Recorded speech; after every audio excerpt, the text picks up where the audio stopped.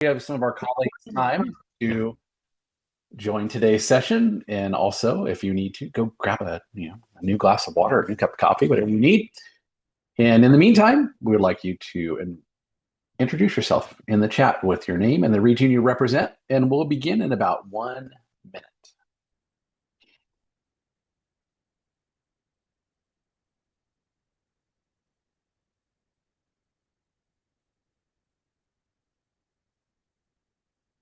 Then while we're waiting, I'm just going to do a housekeeping item. Gio, are we all good? Do you need anything?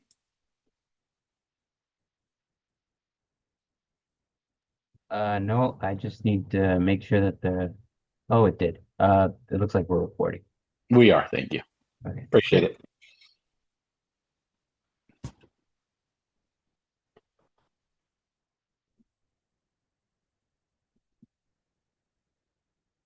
All right. Good to see everyone saying hi in the chat. Good to see you all again.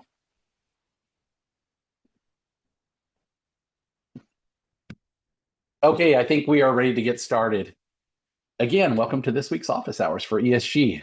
My name is Anthony Zepeda, and I am today's moderator. If you're just joining us, please go to the chat and introduce yourself with your name and the region you represent. A couple of housekeeping reminders. This office hour session is being recorded for public record. And it is HCD's policy that we do not allow AI note takers in our public meetings. So please disable any AI note taker you may be using, as we are required to remove any AI note takers from the meeting. Thank you. And let's just go ahead and go to the next slide, Gio. A little more housekeeping. All questions must be submitted in the Q&A box on your ribbon just below, down below. If you hover over, you'll see a little ribbon. It'll have that little icon in the Q&A. You can enter your questions there, and we will answer those either live or we will answer them within the Q&A format, which is ever is more applicable to your question. And then if necessary, we can always read out the question out loud at the end of the presentation and answer it that way.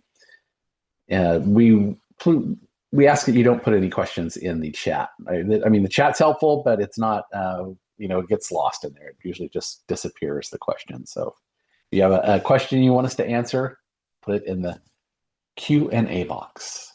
Next slide, please. As always, both the slides and the recording will be available to all participants on the ESG webpage within about 2 to 3 weeks of today's office hours session. Next slide, please. Our agenda for today is we're going to give some general ESG program updates, followed by our Spotlight series, which is the ESG annual reporting process. And we'll wrap it up with Q&A and any technical assistance we can provide. Next slide, please. Oh, okay, we'll just jump right into the updates here. Not too many of them this time around, just 3 quick updates. The June office hours, our next session after this one, we are going to be providing a monitoring training session. Most of you are long-term grantees, and you're aware that you are required as part of your contract with HCD and as part as the federal agreement with HUD that you are required to monitor any sub-grantees that you have to ensure that they are in compliance with ESG regulations and other federally required financial commitments. So we will be providing that in June. We highly recommend that you attend, as it's going to be a great training, and we're here. We'll be live. We can answer your questions, and we'll be starting on monitoring later this year. So it's good timing.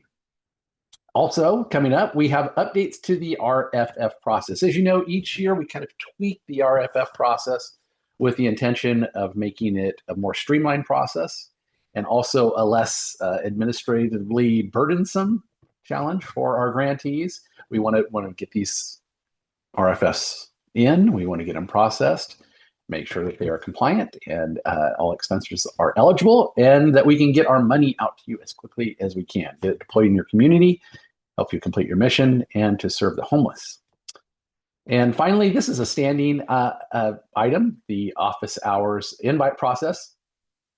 It's a new process, and if you have someone on your team that needs to be added to the mailing list, please let us know. You can contact the ESG NOFA inbox, and you can also reach out to your rep, and they will let me know directly, and we will make sure you get added, or whoever you have to add to the mailing list.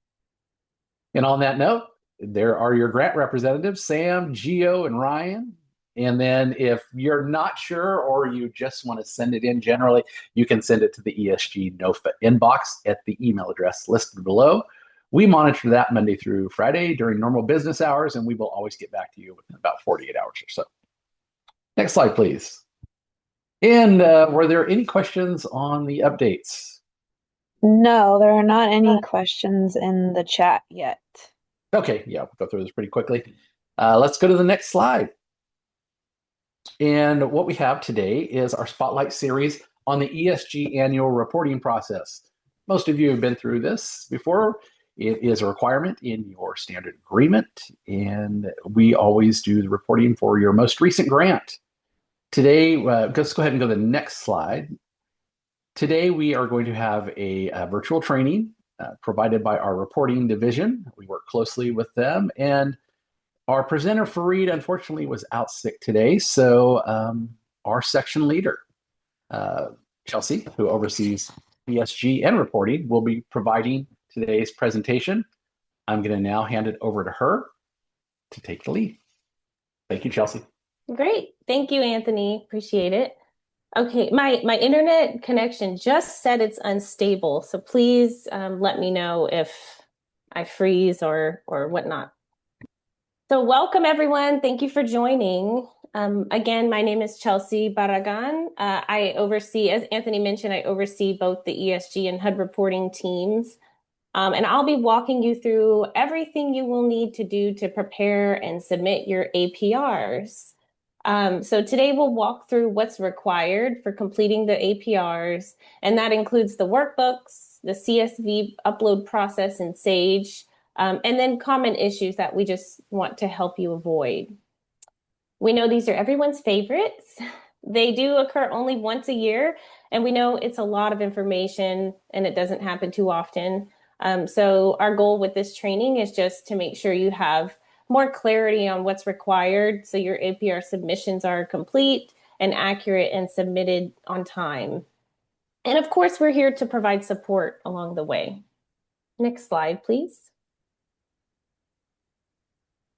All right, so today's agenda covers the full ESG APR process. We'll begin with a brief overview of what the APR is and also what we at HCD require for this program year. And then we'll walk through the CSV upload requirements for Sage, followed by a breakdown of the workbook 1 and workbook 2, and what must be completed and key due dates and all of that. We'll also highlight common issues that we saw last year so you can avoid those this year. And then lastly, we'll wrap up with reminders and an open Q&A session. Okay, so what is an APR? Most of you are familiar with this, but if you're a new grantee, an APR is an annual performance report.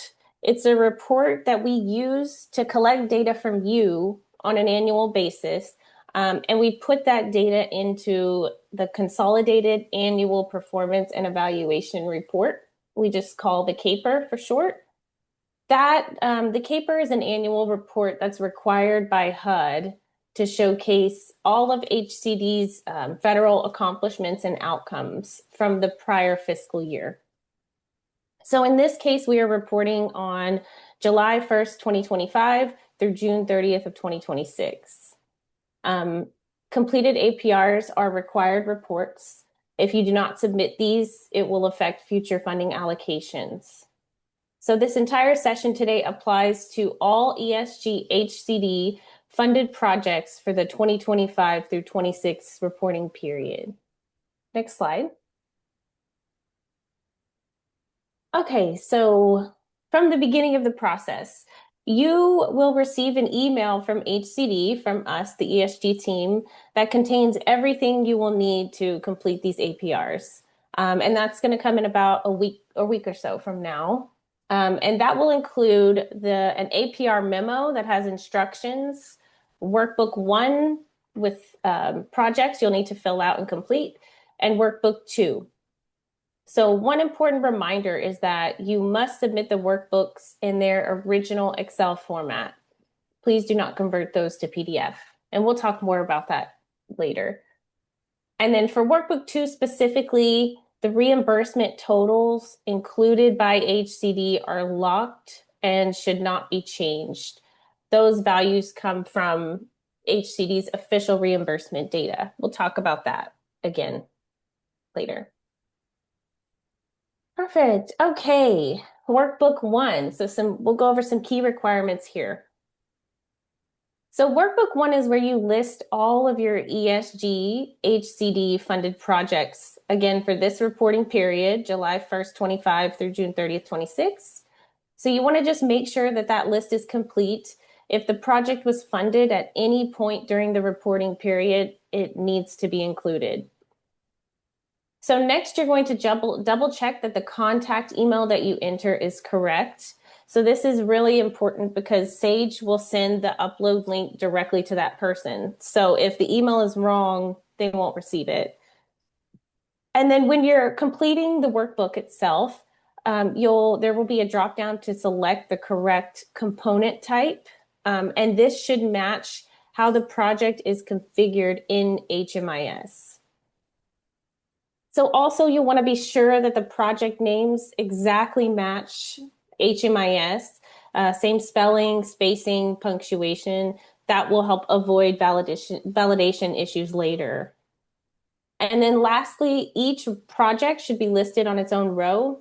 And once everything is complete, you will submit workbook 1 by June 15th. Next slide. Perfect. Okay, workbook 2. We'll go over some key requirements here, along with some screenshots of the workbook itself. So workbook 2 captures the eligible cost and match information for each ESG subrecipient. And here, there are some key requirements on the slide, but I'm going to actually go to the next slide and show you visually on the form. Okay, so this is the workbook 2. This is the cost worksheet tab. It's the first tab on this spreadsheet.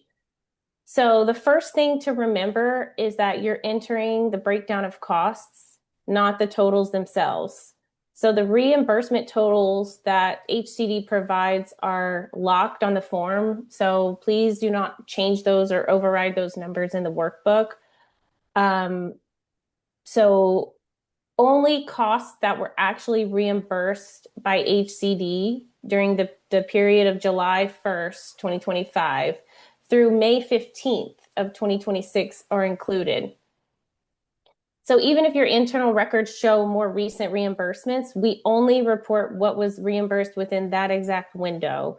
We'll report the remainder in the following CAPER. So we cover up to May 15th so that we can pull that data in time to send to you so you have time to complete it before we have to submit the CAPER to HUD. So just a few things on this screen here. You are only going to fill out the yellow cells. So that will be the breakdown of the total expenses that we provided in the purple cells. That again, those are locked, so you can't change those. So we'll just need a breakdown of those costs. So again, don't change those amounts in the purple cells. And then in the blue cells, the total expenses, those amounts should match the purple cell amounts. So all you'll need to do here is fill out the yellow cells. All right, next slide. Perfect. Okay, so this is the bottom of the cost worksheet tab. So the totals. The total activity and total reimbursed amounts should auto-populate based on what you entered above, and they must match. The difference must show 0, so just make sure that those two totals match and the difference is 0. And then lastly, enter the number of units for emergency shelter assistance if that's applicable to your contract. Next slide.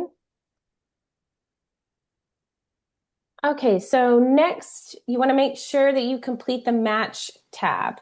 So there's a second tab on this workbook too that's labeled match worksheet.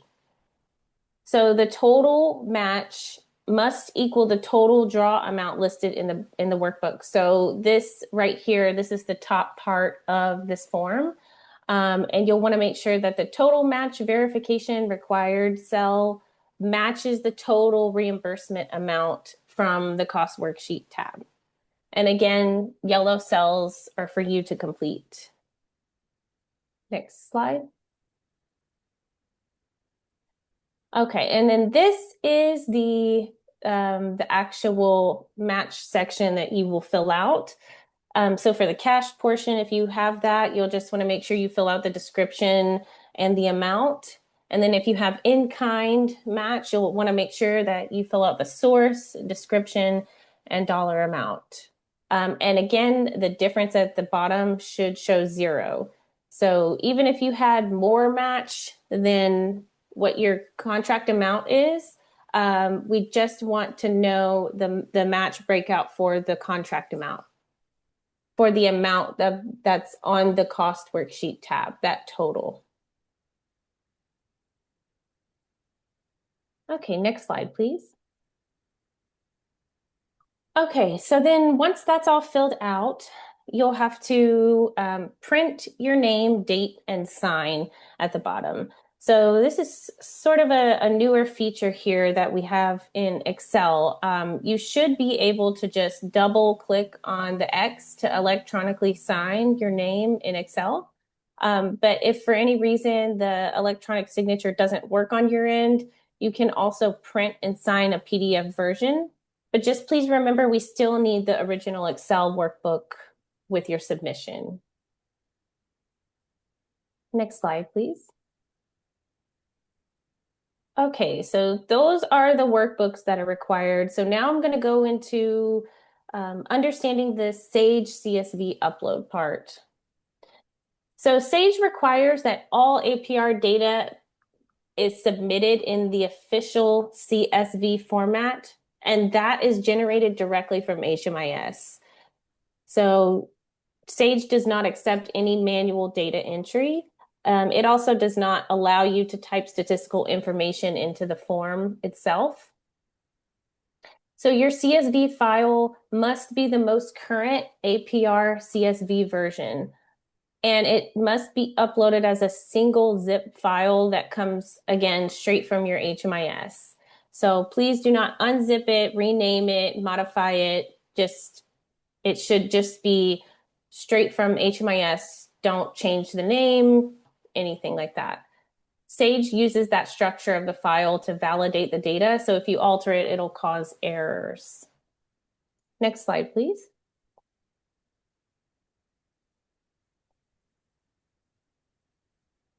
Okay. I'm not sure why it's showing a blank screen there.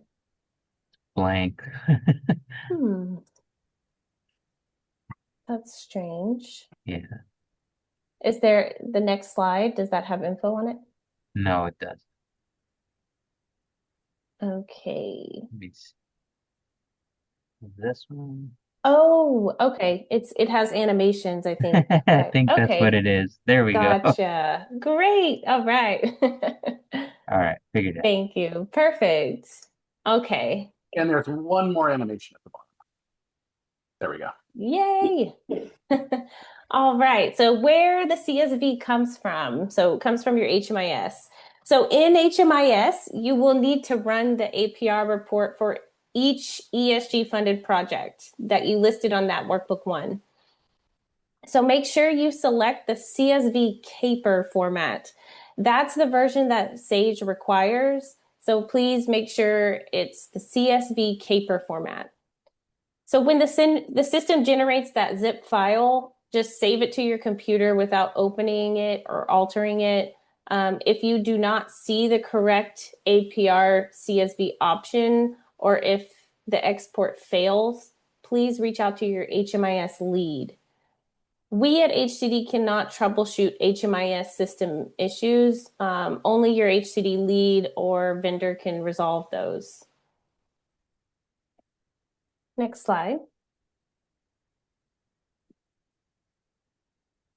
Great.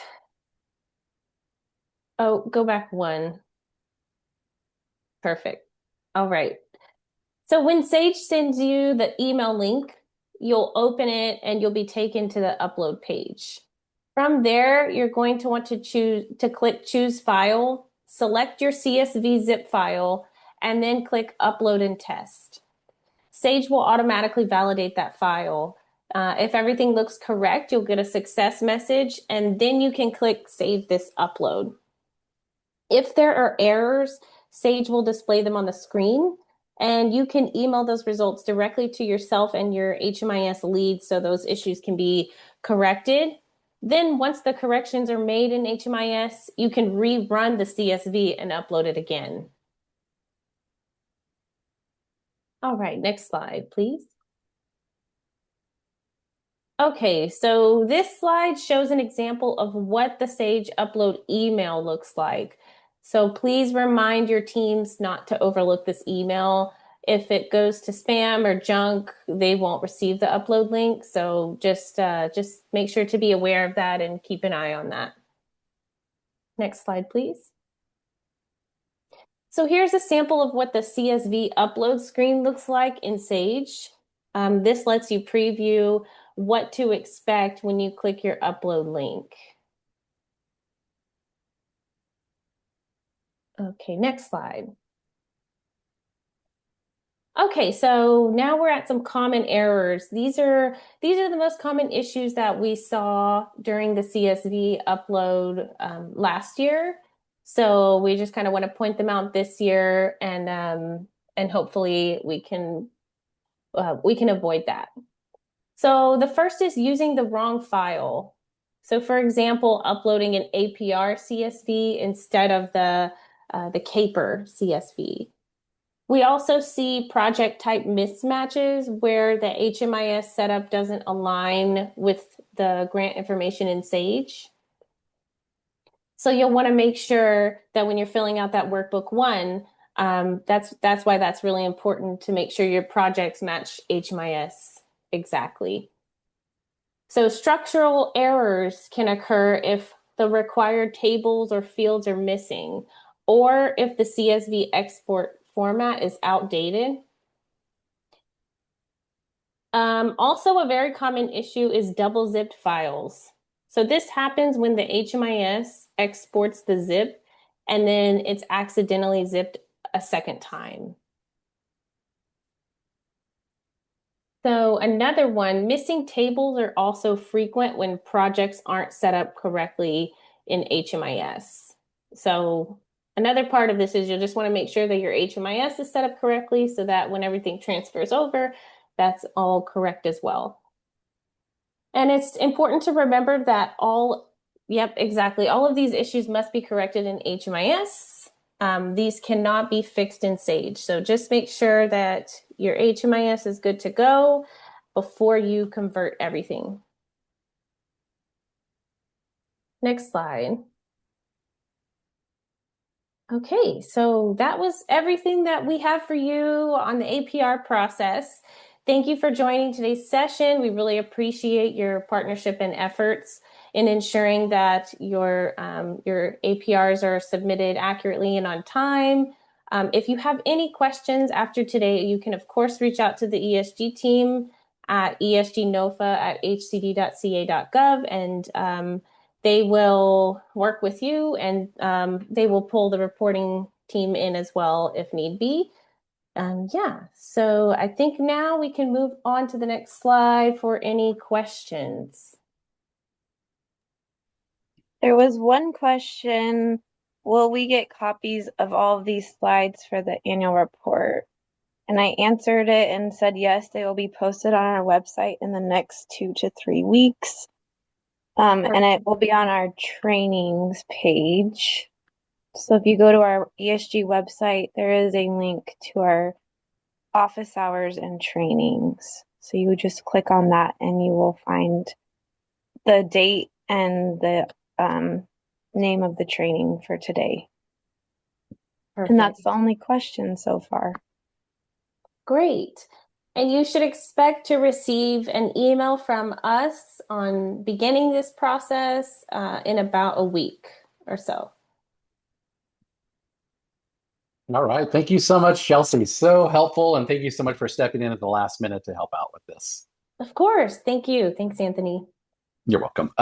And just building off what both Chelsea and Amanda said, this is the annual reporting process, and we're going to begin it in about a week.